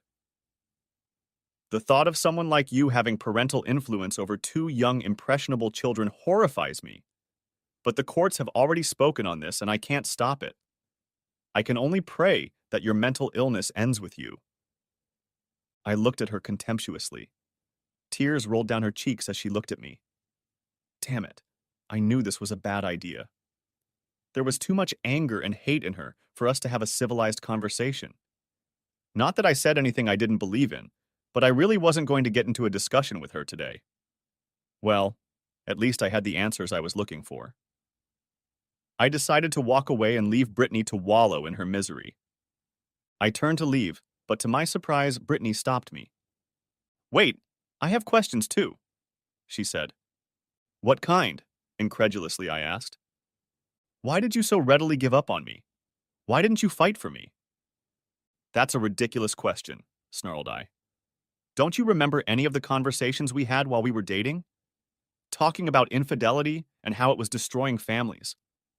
I told you then that cheating was the only thing I could think of that was a breakup without question. I will never accept that. You knew that before we were even engaged, let alone married. Once you got into it with someone else, there was nothing left to fight for. She shuddered slightly, and a quiet sob escaped her lips. But she wiped her eyes stoically and calmed down enough to ask the next question. How did you know? She asked. We were so careful, and you never break your usual patterns. I snorted an unapologetic chuckle. Believe it or not, it was a complete accident, I said, and proceeded to tell her the whole story of that horrible morning. As I told it, her eyes grew wider and wider. When I finally finished, she sank down into one of the cheap metal chairs she had on her porch.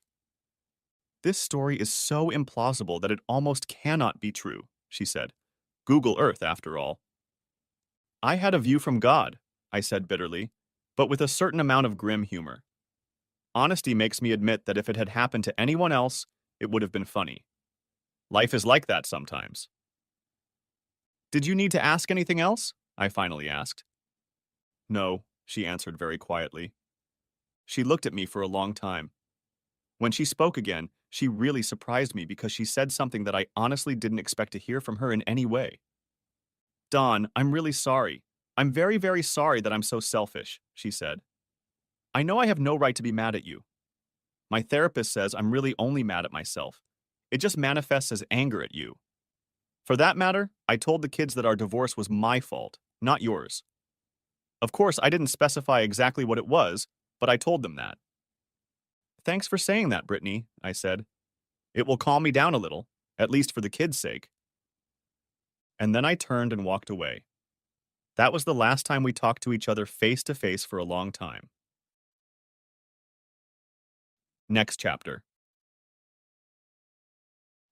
Another year went by, and my personal life, I would say lack of personal life, remained about the same. I still occasionally dated a willing woman, but relationships were out of the question, and I rarely, if ever, expected one. I had heard the phrase, time heals all wounds, many times in my life, and I guess there was some truth to it. Time seemed to be taking its time, but I noticed that I was slowly letting go of my bitterness. I enjoyed the time with the kids. Watching them grow and learn has been one of the true joys of my life. Brian, although he had just turned 10, was already showing interest in the family business. He loved helping me with the plants, and especially the Japanese-style rock and sand gardens. Danielle seemed to gravitate more toward a career in healthcare, although she still had plenty of time to change her mind. She was only 12 years old. And speaking of her tender age, she seemed to be beginning to realize that boys weren't exactly what she used to think of as disgusting and vile creatures. Some of them were just adorable. I knew this stage of her growing up was coming soon, but I didn't expect it to come now. It was my heightened concern for Danielle that led to my volunteering to be a chaperone at the children's school sock party that fall. To be honest, Angela and her new husband Mike put a lot of effort into getting me to agree to help too. If you have kids that age, you probably know yourself how hard it can be to get parents involved in things like this. So I watched a bunch of kids pouting and bouncing around the school gym. The music was incredibly loud and, Well, I'll spare you my opinion on the quality of the music. I guess even though I'm only 37, I'm officially old-fashioned by now. I don't even know the name of the other guy who sings in Van Halen. Come on, that was funny. I was focused on the kids to the near exclusion of everything else, really. That's probably why Angela freaked me out so much. Hi, she said. What? I said, a little abruptly. I hate admitting when someone scares me. Why don't you go and talk to her? She replied. Angie, what are you talking about? That teacher over there, the cute brunette in the cream and charcoal sweater, said Angela. She hasn't taken her eyes off you once all evening. It's over in another 30 minutes, so go while you have the chance. I threw a confused look at her. Looking at me? A woman? Angie had to be on to something. I discreetly looked around the hall and spotted the woman she was talking about. Are you sure she was looking at me? I asked, disbelief clearly audible in my tone. I'm sure, said Angela, grinning widely. Trust me, Buster. A woman always notices these things. Go ahead and take your chances, Dawn. At least you'll probably get a night of pleasure out of it. But you never know. It might be more than that. I shrugged. Why not? I'd never had anything with anyone else, and she really was a cutie. Physically, she was almost the exact opposite of Brittany.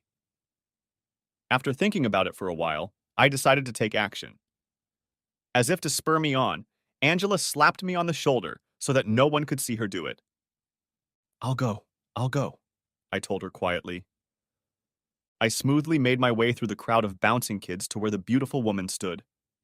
As I got closer, I realized that she was not old, but older than I had first thought. I guessed now that she was about the same age as me. She certainly couldn't have been older than me. When she turned toward me, I saw that her eyes were a startlingly bright shade of green.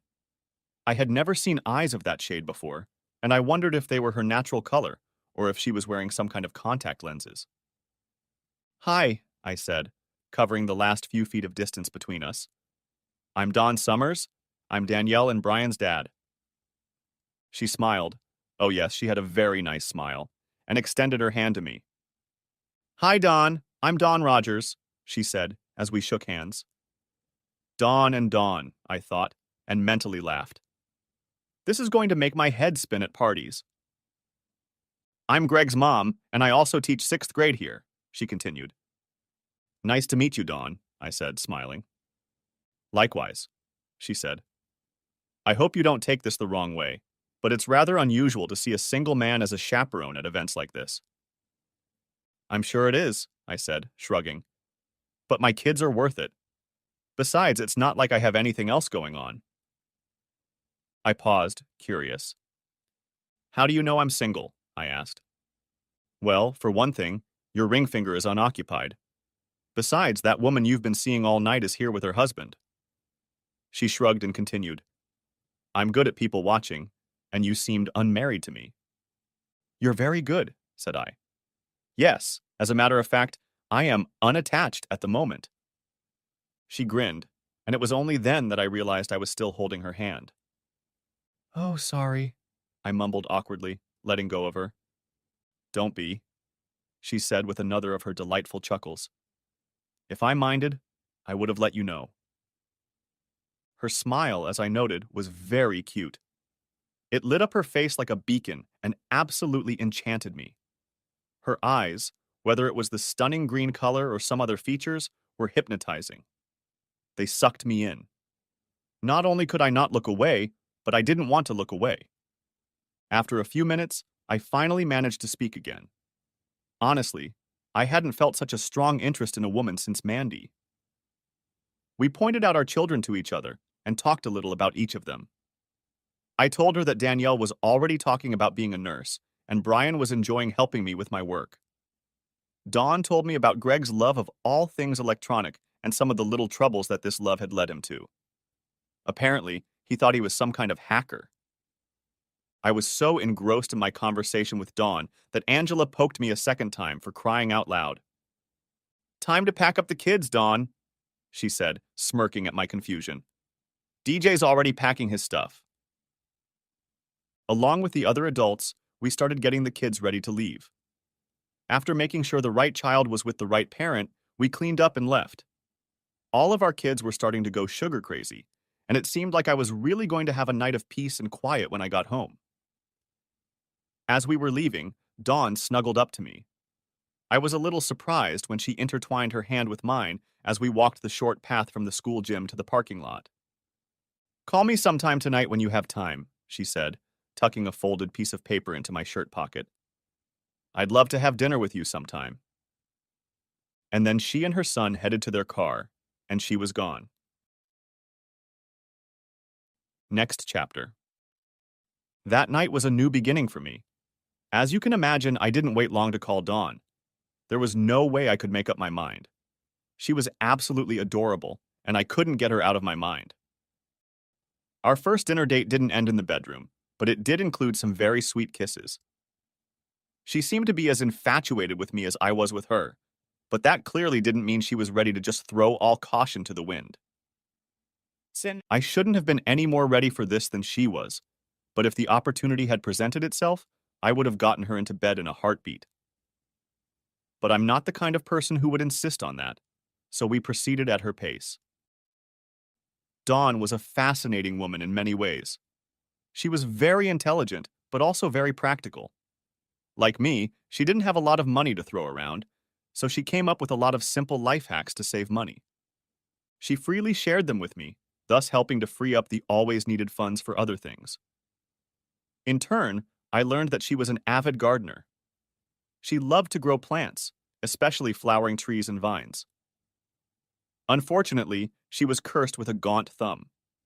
Luckily, I knew many techniques for giving ailing plants back to glorious life and was happy to share them. I also helped her, with a few inexpensive fixes, and free labor of course, set up the backyard and patio, turning it into almost an outdoor living room. We grew closer and closer to each other both emotionally and physically. Of course, I told her about Brittany and then about Mandy. To say she was stunned would be a huge understatement. Unlike the other women I'd told the story to, she wasn't particularly bothered by the fact that I'd put the video on the internet. Her opinion matched my own. Actions have consequences, and she actually got off pretty lightly, all things considered. Dawn got along well with my kids, and I have to admit that her son Greg was a good kid. The kids seemed to get along well with each other too. Greg was only a couple months younger than Danielle, and they were in the same grade. Yes, things were going very well with Dawn and me. So well, in fact, that when our relationship reached the 8-month mark, I considered marriage again.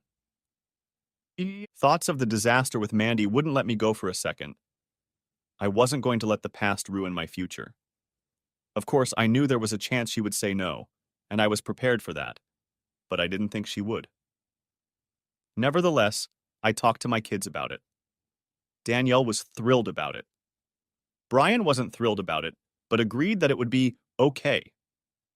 Privately, I think he was still harboring thoughts of me getting back together with Britt. I finally bought another engagement ring. The one I bought for Mandy had to be sold. Now, all I had to do was decide how to propose to her. After some thought and consulting with my mom, I decided to do it on my 40th birthday, which is in just 2 weeks. It won't be a grand party, but my closest friends, my parents, and Dawn and Greg will be there. Yes, I thought, that would be perfect. The only real problems during the 2 weeks of waiting were getting the kids to keep the secret from Dawn and Greg, getting a secret invitation to Dawn's parents and her brother, he was her only brother, and not accidentally doing something that would give me away.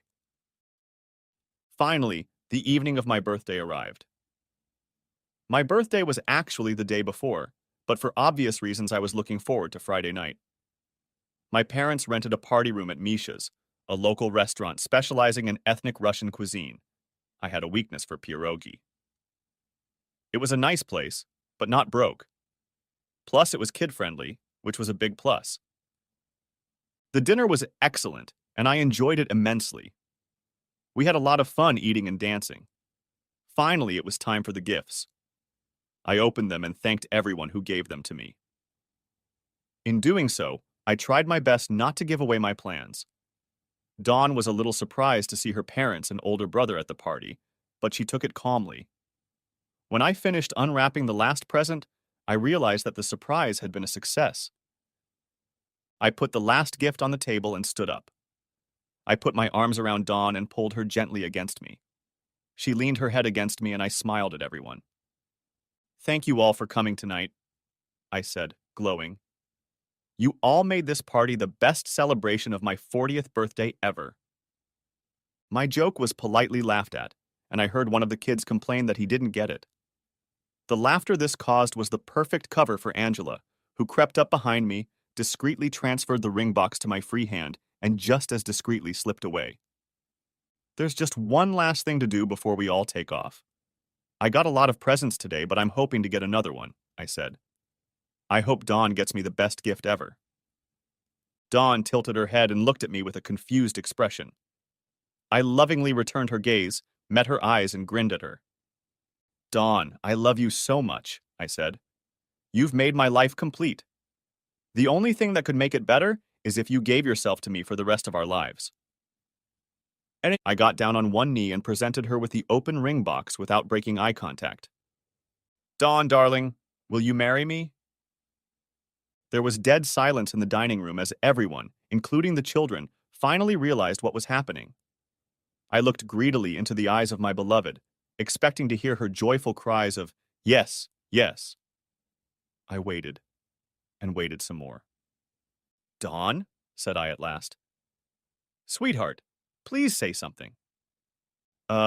She mumbled, turning away from me and wildly searching the faces in the room with her eyes. "Dawn, this really isn't a good time to talk. Maybe we should—" Dawn stammered half a word and backed away from me. I sighed and got to my feet. With a slowly breaking heart, I watched as Dawn rushed over to Greg, took his hand, and hurried out of the restaurant without even stopping to put on her coat.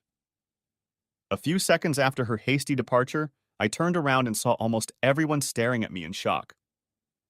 "Well," I said. "Anyway, thank you all for coming out and making this such a great evening. Have a great evening, everyone." I gave a wide, fake smile and gathered my things. As I put on my coat, I stared at the ring box that lay on the table. I was sorely tempted to just throw it away like last time, but I didn't. I might as well try to get my money back. I slipped the damn thing into my coat pocket and gestured to the kids. "Dawn, honey," Mom said, taking my hand lightly. "Do you want us to pick up the kids tonight?" I shrugged, not really caring about it. "Do you guys want to spend the night with Nana and Pappy?" "Yeah, that would be great," exclaimed Brian. "Daddy," Daniel started, "I'm so sorry." "Thanks, Danny. But you don't have to say anything," I said, firmly cutting off anything she might have said. I wasn't ready to hear something like that yet, and thankfully she understood that. "Just remember that I love you, Daddy," she said quietly. She hugged me tightly, her little arms squeezing me as hard as they could. Then she turned around, gathered her things, and followed her Nana to their car. My dad lingered for a moment. "Well, third strike, eh, Dad?" said I. "Yeah, third strike, son," he replied, not paying attention. "Fortunately, life doesn't just give you one punch. There will be others." "Well, if nothing else, at least I've proven I can still pick the good ones," said I with a bittersweet smile. Dad shrugged and sighed. "Well, son, life shits on all of us at some point," he said. "And you're not alone in that, as much as I hate to say it. All you can do is try to brush it off and get on with your life. Go on and deal with the stress as you see fit. My mom and I will take care of the kids. And if you need to talk, know that we're always here for you." I grabbed my things and left while Angela and Mike settled the bill. I could see that Angie wanted to talk to me, but thankfully Mike stopped her. I know she just wanted to be my friend, but at this point, the last thing I wanted was a friend. The drive home was very short. As soon as I entered the house, I locked the door with two locks, threw my things on the couch, and proceeded to eat a serious meal. It didn't last as long as I would have liked. I don't keep anything strong in the house, and my beer supply was not keeping up with the strain. I thought about going to the liquor store on the next street over, but quickly dismissed the idea. Getting drunk would be nice, But I didn't need a hangover tomorrow. Instead, I sat in a chair and started watching 80s sitcoms on Netflix. After a few hours, I felt drowsy. The next morning, I woke up with a desperate urge to pee, and my back was stiff from sleeping in the chair. I'll have to remember not to do that from now on, I thought to myself, as I did my morning chores and then showered. Once dried off, I put on clean clothes and went in search of breakfast. An aspirin. Apparently, I'd had enough beer to deal with the hangover, damn it. While I fried eggs, I tried my best not to think about Dawn. She was hurting much worse than my head. What was wrong? I was so sure she felt the same way I did. Of course, my traitorous mind remembered that I had felt the same way when I proposed to Mandy. Foolish mind. That's when I decided I was done with the concept of marriage. From now on, friends with benefits was the way of the future. I finished breakfast and cleaned myself up. I then spent some time in the basement working out on the exercise machine. Pure exercise was just what I needed to relieve my stress and anger. Afterward, another shower was needed, which I did. As I was wiping myself dry, I remembered that I hadn't turned on my cell phone after last night. I turned it on, and sure enough, it turned out that the voicemail box was full. There were also a bunch of messages in there. I looked through the messages first and found that they were all from friends, and all were expressing sympathy and offering to talk. The voice messages were about the same except for one, from Dawn. It only lasted a couple seconds and said, "I'm sorry, love. Please believe me, I have my reasons. I hope someday you will understand and forgive me. Goodbye." I didn't respond to a single text or call. I spent the rest of the day watching TV until my parents brought the kids home in the evening. That, in fact, is the whole story of my life. In many of the stories I read, the husband who was cheated on ends up getting rich, marries a supermodel who is 15 years younger than him, and desperately wants to bear him children, lives in a mansion, and eats steak for dinner. I love reading stories like this, like everyone else, but I'm afraid my life wasn't like that. It's been 10 years since my divorce from Brittany. Danielle is in college, studying nursing. I was a little surprised she made it through all those years, but was glad. Brian just graduated high school and will be going to college in the fall. He plans to become a businessman. Will he want to join the family business? Only time will tell. I'm 45 now, and I'm still single. Every once in a while, I meet someone for some bedroom fun, but I don't have anyone in my life that I would call special. A year ago, Mandy came back into my life, at least in a way. She just wanted to have a good time, only this time she made that clear from the start. We partied together regularly for about 2 months, and then she left without any hard feelings. She asked me why I never got married, and I told her the truth. It's no longer worth the risk. I would love to have a wife. I would love to wake up every morning with the same face and know that she is mine, to know that she will be there for the rest of my life. But some stories don't have happy endings, and, so far, it looks like mine will be one of those. Dawn's parents told me that she moved in about a year after I had my marriage proposal disaster. Before you ask, no, I didn't seek out that information. They came to me on their own, hoping I could convince her to come back. I thought it was crazy, since the thought that she might be with me was probably the reason she left. I don't know that for sure. Dawn never bothered to tell me her reasons, and I'm just not interested in asking. Screw her.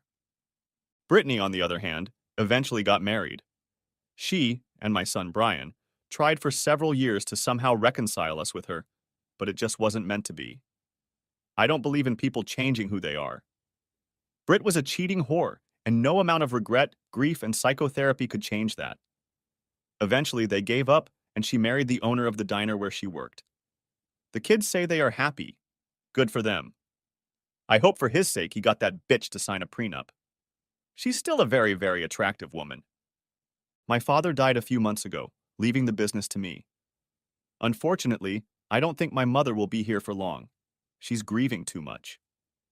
The agony of losing my father can be felt in her every look, every word, and every movement of her body. I've always wanted for myself the kind of loving, committed marriage they made, but maybe that's not possible in our modern world. I don't know. I'm a landscaper, and I'll leave the philosophy to the experts. Before leaving me for the second time, Mandy asked me an interesting question. Do you have any regrets? She asked. Well, yes, of course I do. I regret marrying a cheating whore. I regret wasting my time with Mandy, the first time, and Dawn, thinking they were potential girlfriends. I regret not being able to meet anyone with the same values and desires as me. But then I realized what Mandy was really asking. She actually wanted to know if I regretted making Britt a famous amateur star. She wanted to know if I regretted divorcing her as fast as I could and hating that bitch for years. The honest answer is no. I regret that releasing the video was necessary, but I don't regret doing it, and I never will. She got what she deserved. If I had to do it all over again, I would have done the same thing. Maybe I saved her new man some trouble. If so, at least something good came out of it. As for me, I'll keep working. I will continue to love my children and watch them grow. I will look forward to seeing my grandchildren, when and if the time comes. I will never completely give up on finding my own wife. As I've said before, to find one, you have to search. But that is no longer a priority for me. I will enjoy the happiness I can find when and where I can find it. It's not the life I would choose, but it's not a bad life. And yes, during downtime in the office at work, I still occasionally indulge in contemplation of God's eye. The end. Thanks for watching. I hope you enjoyed it. So subscribe to my channel and watch the next video.